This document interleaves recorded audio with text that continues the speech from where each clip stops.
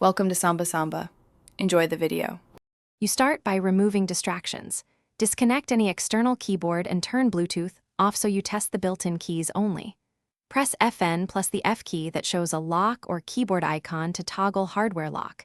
This often re-enables keys at firmware level. If nothing changes, reboot into the OS and watch for keyboard-related LED codes or messages because they tell you whether the issue is hardware or software. Once done, move to driver and power checks to isolate the cause.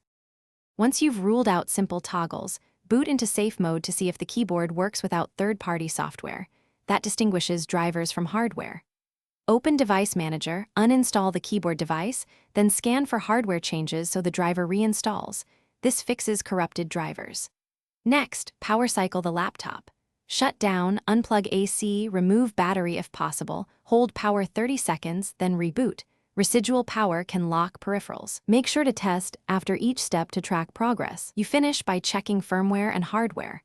Run the vendor keyboard diagnostics in BIOS or UEFI because those tests run independent of the OS and prove physical failure. If keys still don't respond, reset BIOS settings to defaults. Misconfigured firmware can disable internal ports. If diagnostics show failure, prepare for hardware service. Either replace the keyboard assembly or the internal ribbon cable. If something goes wrong, the key troubleshooting tip is to test an external USB keyboard to confirm the laptop's internal keyboard is defective. Thanks for watching. Consider subscribing if we helped you.